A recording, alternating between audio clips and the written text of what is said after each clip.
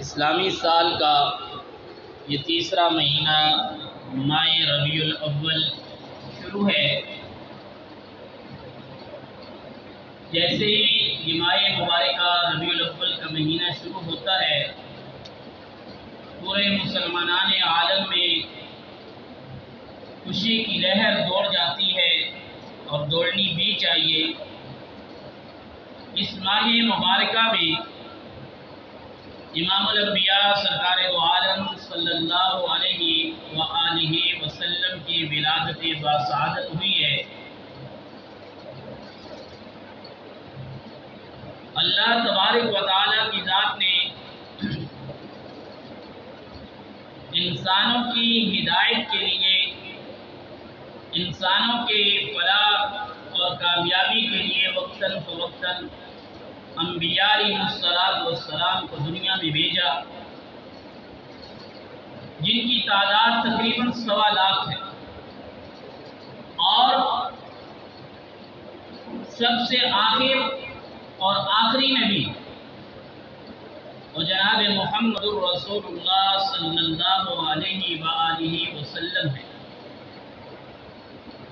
آپ صلی اللہ علیہ وآلہ وسلم کی آمد سے پہلے جناب حضرت عیسیٰ علیہ نبینا علیہ السلام نبی تھے۔ جب وہ آسمانوں کی طرف جانے لگے، اللہ ان کو آسمان پہ لے کے جا رہے تھے، تو انہوں نے اپنی قوم، اپنے حواریوں سے کہا وَمُبَشِّرًا بِرَسُولٍ يَأْتِي مِن بَعْدِهِ اسْمُهُ أَحْمَدُ، میرے بعد ایک نبی آئے گا، میں تمہیں خوشخبری دیتا ہوں ایک نبی کی جس کا نام احمد ہوگا۔ قوم بے شک وقت کے نبی کی بات ماننے کے لیے تیار نہیں تھی، بلکہ وقت کے نبی کے خلاف سازشیں کرنا، ان کو مارنا، ان کو پھانسی کے پھندے پہ چڑھانے کے لیے تیار تھی۔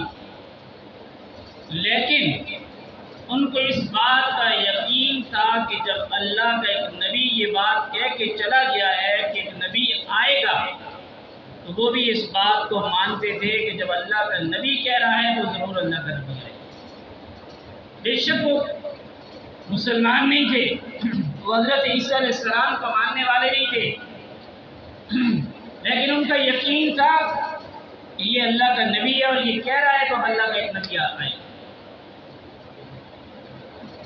سالوں سال گزر گئے، صدیاں گزر گئی، 570 برس گزر گئے، اس قوم میں کوئی اللہ کا نبی نہیں آیا۔ کسی گھر میں بھی 1 2 3 دن صفائی نہ کرو، اس گھر کا برا حال ہو جاتا ہے۔ اور جس قوم، جس معاشرے میں کوئی دلانے والا، دمکانے والا، خوشخبریاں دینے والا نہ آئے، ان کو ہدایت کی طرف بلانے والا نہ آئے، جس طریقے پر سکول کی کلاس کے اندر یا مدرسے میں قرآن پڑھانے والی کلاس میں 1 2 دن استاد نہ آئے تو کلاس پوری کی پوری اس کا کیا حال بن جاتا ہے۔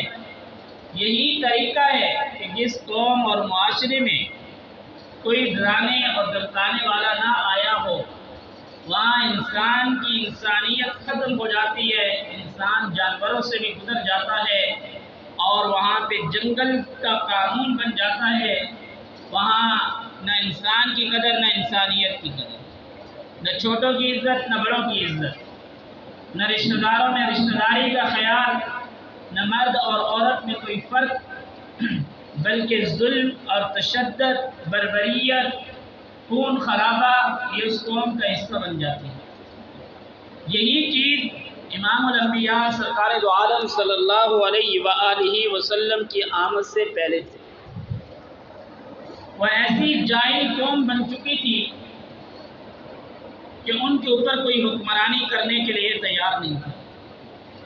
ان کے ہاں ایک باغ کی چڑیا اڑ کر دوسرے باغ میں چلی گئی، ایسے جاہل بن چکے تھے۔ ایک چڑیا دوسرے باغ میں چلی گئی، ان کی آپس میں لڑائی جھگڑے شروع ہو جاتے تھے کہ تیرے باغ کی چڑیا اڑ کر میرے باغ میں کیوں آئی ہے۔ جب اللہ کسی قوم سے عقل چھین لیتا ہے تو اس سے یہی چیزیں صادر ہوتی ہیں۔ ایسی جاہل قوم ہو چکی تھی، چلتی عورت کے اوپر شرط لگاتے تھے کہ اس کے پیٹ میں بچہ ہے یا بچی ہے، ایک کہتا ہے نہیں بچہ، ایک کہتا ہے بچی ہے۔ ایسے ظالم معاشرہ بن چکا تھا، عورت کے پیٹ پہ تلوار مار کے اندر دیکھ لیتے تھے کہ بچہ ہے یا بچی ہے، یہ آقا کی آمد سے پہلے کا معاشرہ، ایسا جاہل معاشرہ۔ ایک باغ کی چڑیا سے اگر اتنی اسی طریقے پر ایک دوسرے کے ساتھ لڑائی اور جھگڑے ایسے ہو جاتے تھے کہ اگر کسی کے جانور نے دوسرے کے جانور سے پہلے پانی پی لیا، اس پہ بھی ان کے آپس میں درمیان میں لڑائی اور جھگڑے شروع ہو جاتے تھے۔ ایسی ظالم اور درندہ اور ایسی سخت دل قوم تھی، نسلیں در نسل کٹتی جاتی، ایسے خون خرابے ہوتے، ایسی لڑائیاں ہوتی۔ ان سے کوئی پوچھتا تھا کہ بتاؤ یہ آپ کی لڑائی اور جھگڑے کی وجہ کیا ہے؟ کہتے ہمیں نہیں پتہ ہے، یہ پیچھے باپ دادا پردادا سے چلتی ہوئی آ رہی ہے، ہم نے اسی کو اپنایا ہوتا ہے۔ ان پہ کوئی حکمرانی کرنے کے لیے تیار نہیں تھا۔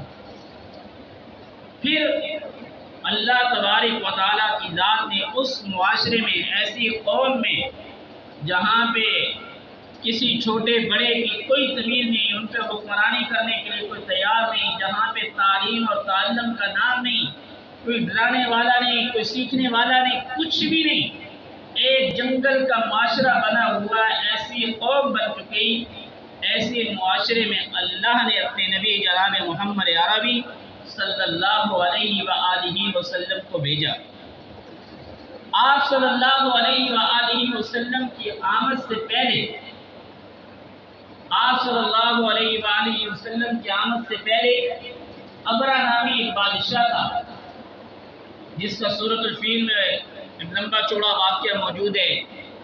اس نے بیت اللہ پہ حملہ کرنے کا ارادہ کیا، تو اللہ تبارک و تعالیٰ نے ابابیل کے ذریعے اس کے اتنے بڑے لشکر کو، ہاتھیوں کا لشکر اس کو کہا گیا، اس کو غرق کر دیا۔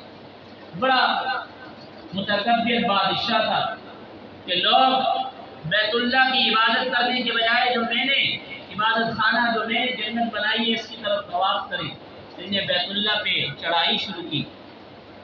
اس سال امام الانبیاء سرکار دو عالم صلی اللہ علیہ وآلہ وسلم کی ولادت بسعادت ہوئی۔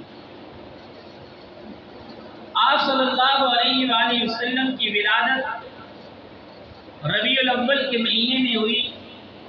اب کون سی تاریخ میں ہوئی اس میں اختلاف ہے، بعض کہتے ہیں 2 ربیع الاول ہے، بعض کہتے ہیں 6 ہے، بعض کہتے ہیں 8، بعض 12، مختلف پیران پیر شیخ عبد القادر جیلانی محبوب سبحانی فرماتے ہیں محرم الحرام میں ہوئی ہے، لیکن اکثر محدثین اور مورخین کی رائے یہ ہے کہ ربیع الاول کا مہینہ تھا، 8 تاریخ تھی آپ صلی اللہ علیہ وآلہ وسلم کی ولادت۔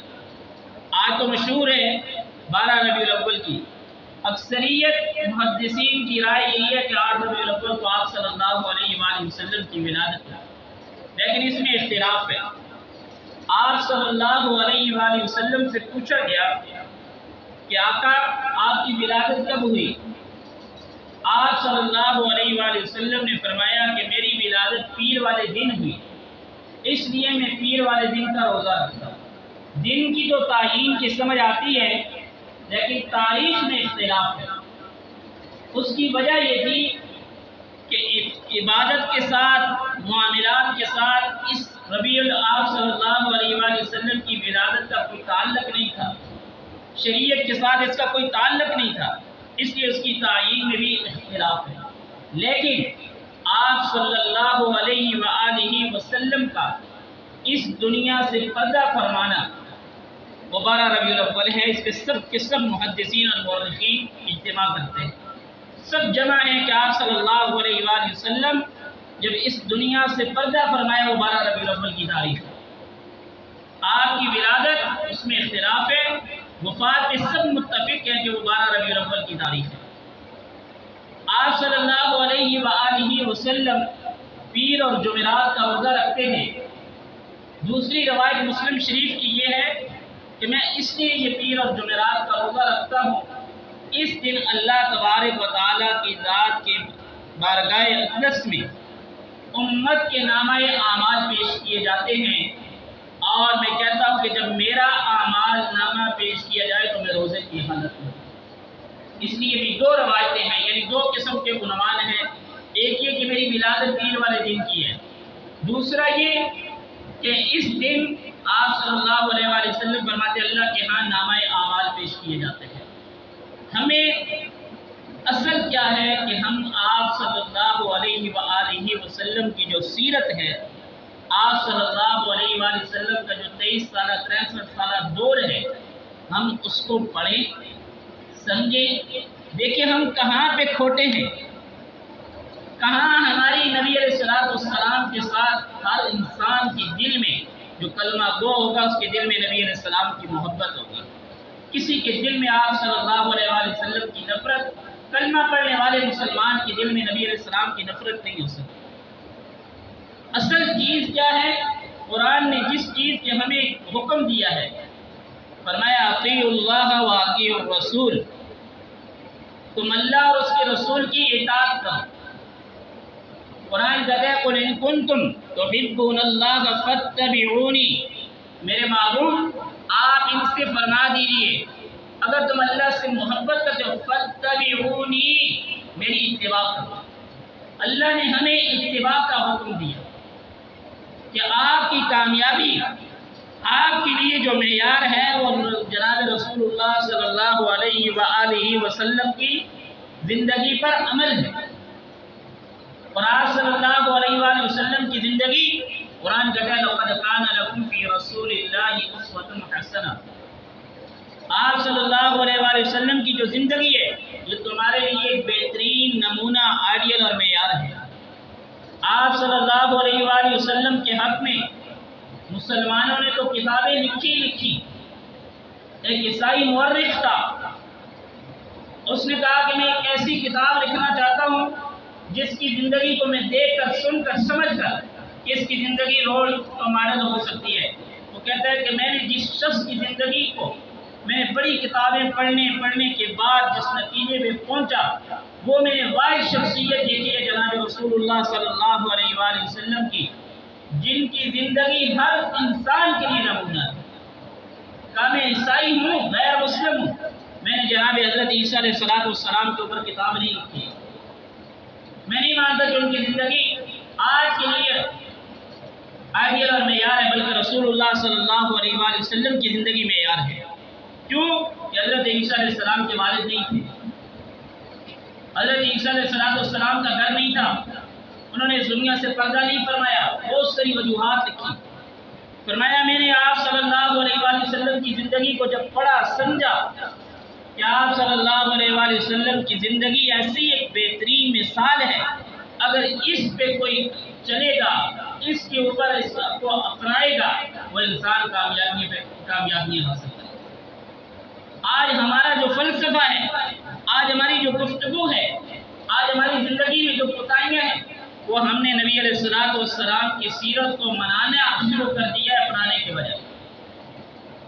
صحابہ اکرام رضوان اللہ علیہ مجمعین کی زندگی، عرب کا معاشرہ، میں نے بھی آپ کے سامنے عرب کی جاہلیت کو بیان کیا، وہ کس قسم کے لوگ تھے۔ پتھر سے زیادہ سخت پتھر پہ آپ تھوڑا مارے وہ بھی ٹوٹ جائے گا، لیکن ان کے اندر رحم کا مادہ ختم ہو چکا تھا۔ نبی علیہ السلام نے اس معاشرے پہ آ کے محنت کی جو کندر ایک دوسرے کے خون کے پیاسے تھے، جو ایک دوسرے کے گردن اڑانے والے تھے، وہی لوگ ایک دوسرے کے لیے شتم اور سیب۔ وجہ محنت، نبی علیہ السلام کی زندگی ان کے لیے آئیڈیل اور معیار تھی۔ اللہ نے قرآن میں کہا میرے محبوب ان سے کہو لقد لبثت فیکم عمرا من قبل افلا تعقلون، میرے نبی آپ ان سے کہو کہ میں نے اتنا عرصہ 40 سالہ زندگی آپ کے سامنے گزاری، کیا آپ نے میرے اندر کوئی نقص، کوئی عیب دیکھا ہے کبھی زندگی میں؟ کہنے لگے کہ نہیں، ہم نے اس شخص کی زندگی میں کبھی بھی عیب نہیں دیکھا ہے، ہم نے اس کی زندگی میں کبھی کوئی نقص نہیں دیکھا ہے۔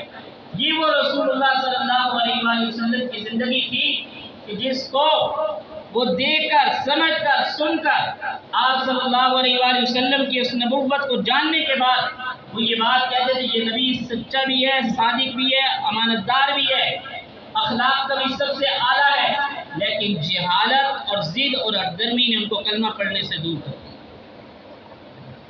یہ ہم مسلمان ہیں، ہم اللہ کی ذات کا شکر ادا کریں، اللہ آپ نے ہمیں جناب رسول اللہ صلی اللہ علیہ وآلہ وسلم کی امت میں پیدا کیا۔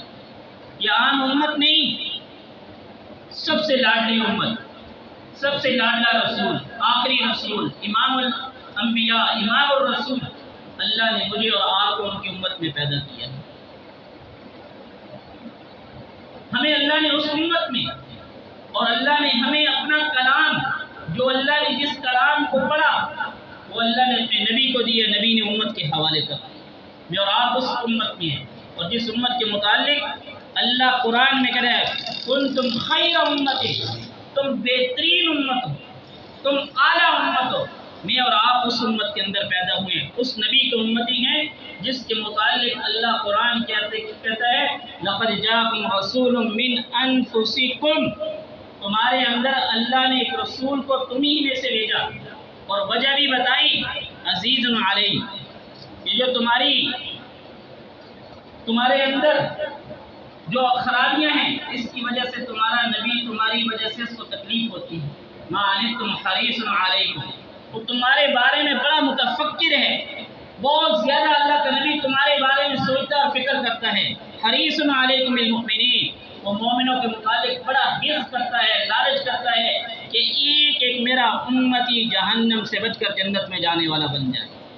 یہ میرے نبی کا در تھا، لعلک باخع نفسک اللہ یکونوا مؤمنین، اللہ نے اپنے نبی سے فرمایا تھا میرے نبی اگر یہ ایمان نہیں لائیں گے کیا آپ ان کی وجہ سے اتنی ٹینشن لے کے اپنے آپ کو ہلاک کر ڈالیں گے؟ اتنا میرے نبی کا اپنی امت کے بارے میں درد اور غم تھا۔ یہ میرے نبی کی امت آج اس حالت میں پڑی ہوئی ہے۔